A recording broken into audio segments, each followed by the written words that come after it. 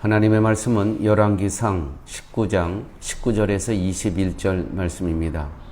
엘리야가 거기서 떠나 사밧의 아들 엘리사를 만나니 그가 12겨리소를 앞세우고 밭을 가는데 자기는 12째 겨리소와 함께 있더라.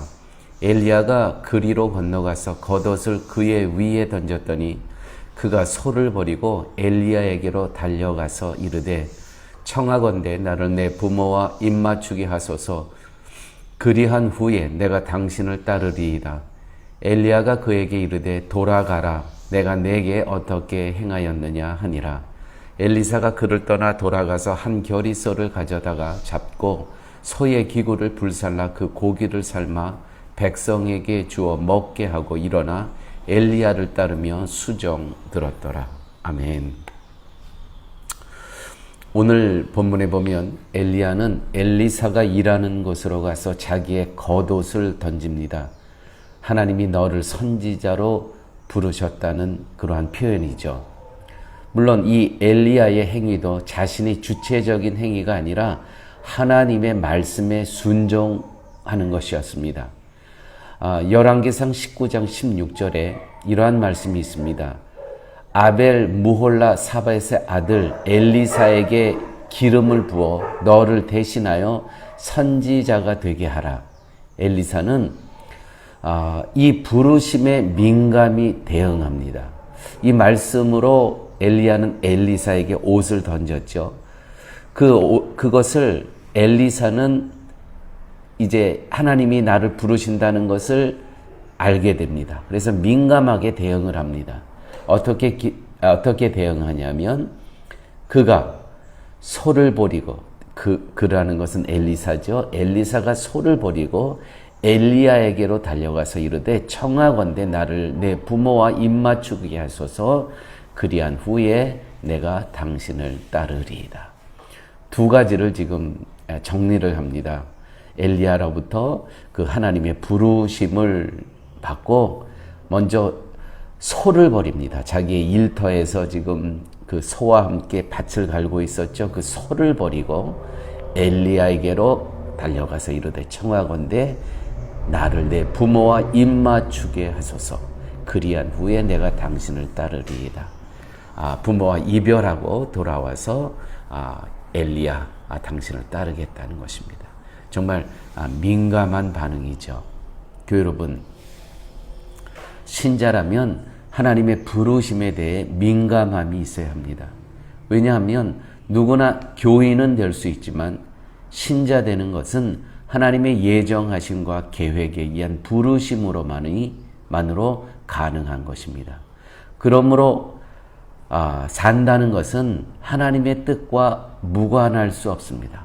그러므로 성도로 산다는 것은 하나님의 뜻과 무관할 수 없습니다. 즉 이제는 내 뜻이 아니라 하나님의 뜻에 순종해야 할 자가 되었음을 뜻하는 것이고 그것이 곧 신자라는 것입니다. 대부분의 사람들은요, 이 민감함이 없습니다.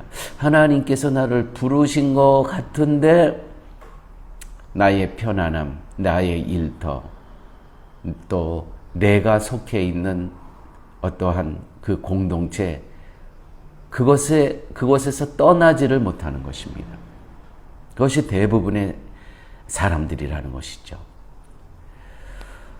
하나님의 뜻과 내 뜻의 구별의 기준은 무엇입니까? 교회 여러분, 이것은 성도로서 살아가면서 매우 중요한 부분입니다. 하나님의 뜻과 내 뜻을 구별할 수 있는 이 기준을 아는 것, 이건 굉장한 인생을 살아가면서 굉장히 중요한 부분입니다. 마태복음 7장 21절 말씀입니다.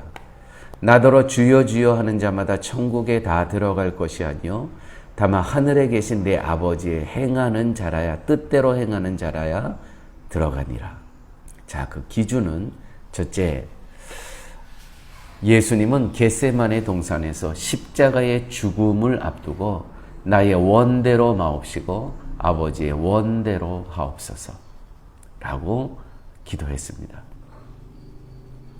여러분, 그러므로 성도가 이 땅에 살아가면서 하나님과 내 뜻을 구별하는 그 기준은 무엇이냐면 십자가 정신이라는 것입니다.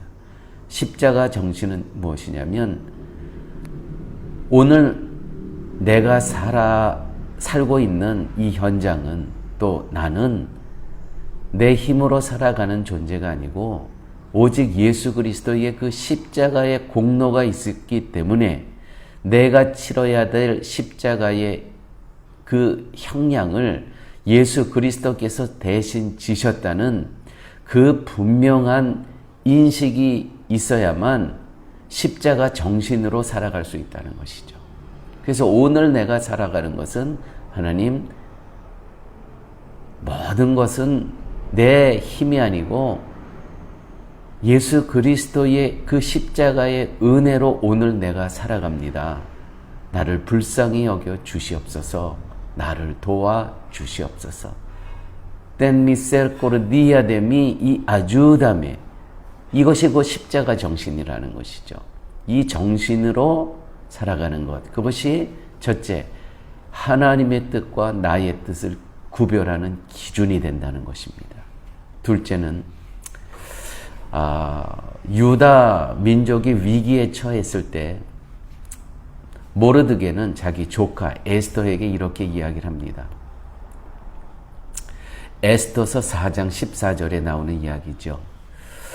이때에 내가 만일 잠잠하여 말이 없으면 유다인은 다른 데로 말미암아 노임과 구원을 얻으려니와.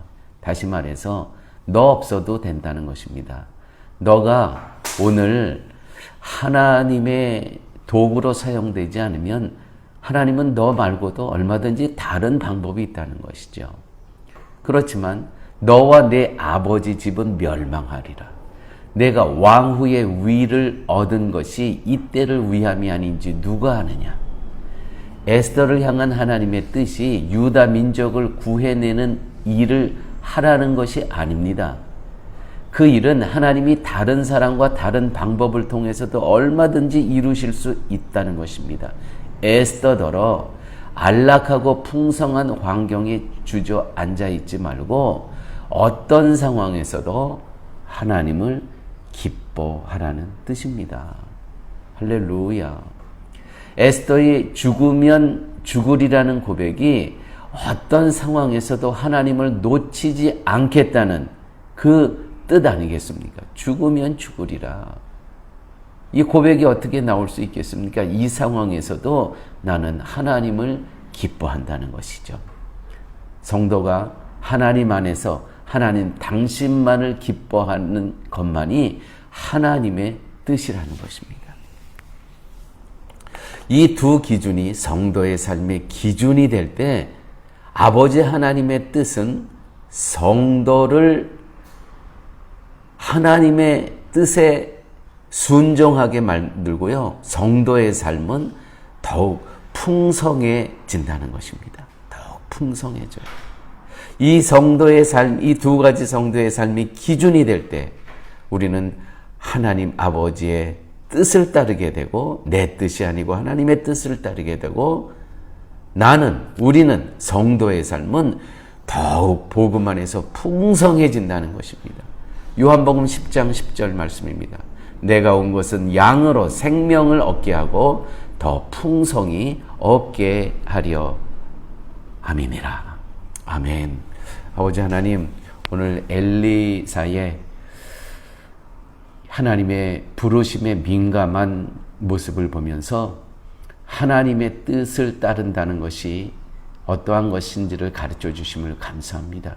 아버지, 우리의 삶에 내 뜻이 아닌 하나님의 뜻을 분별할 수 있는 그러한 은혜를 허락하여 주심을 감사합니다.